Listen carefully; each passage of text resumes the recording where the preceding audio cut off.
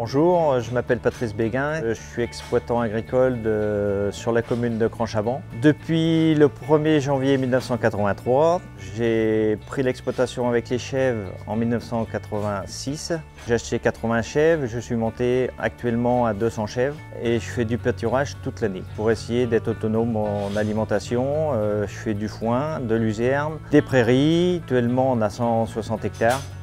Et mon fils, on est associé à 50-50 tous les deux. Il faut irriguer pour valoriser les cultures, même maraîchères. Donc c'est pour ça que j'irrigue depuis 40 ans. Maintenant, on diminue déjà les volumes parce qu'autrefois il n'y avait pas de compteur, maintenant il y a des compteurs. Et sur la plaine, il y a le soleil, mais s'il n'y a pas d'eau, il n'y a pas beaucoup de luzerne. Je vois l'an dernier, on a fait 2 coupes de luzerne au lieu d'en faire 4. Cette année, le foin, on a juste fauché là en ce moment parce qu'on arrivait quasiment à manquer de foin. Je fais de la semence de soja et de tournesol. Si on n'irrigue pas, on n'a pas forcément les contrats.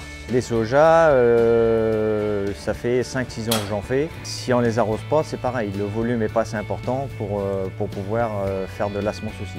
Mais l'économie en eau, on est obligé de la faire.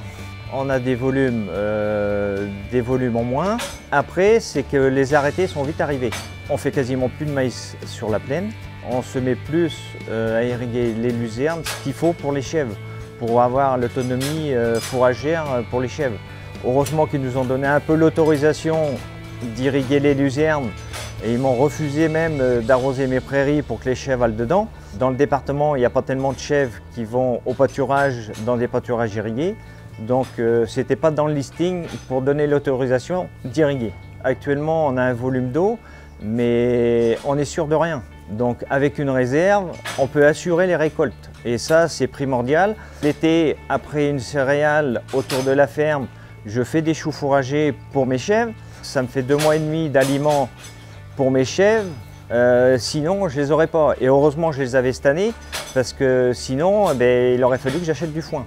On parle du bien-être animal, mais il faudrait se pencher sur le bien-être de la plante. Parce que la plante, quand on la voit qui est en train de crever, qu'il lui manque de l'eau, qu'on a l'eau et qu'on ne peut pas, c'est un peu embêtant.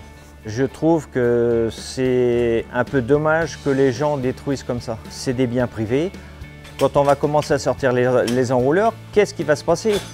Déjà, il y a eu des dommages chez les voisins, ça va être chez nous et c'est des frais importants. À un moment donné, il y a des agriculteurs qui vont péter les plombs, ça c'est sûr. Quand on voit qu'il y a des personnes, quand je leur dis comment ça se passe, le remplissage des réserves, que ce soit des réserves, que ce soit dans les puits, avec les puits de référence, les niveaux, tout. Quand on leur dit tout, il y a une personne qui me dit « Ah ben oui, mais on ne nous avait jamais dit tout ça ».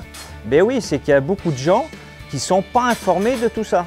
Mais peut-être que Sainte-Soline a fait de l'effet quand même à ce point de vue-là, parce que maintenant, plus d'informations de notre côté plutôt que de l'autre côté. Ça va être dur par rapport à tout ça.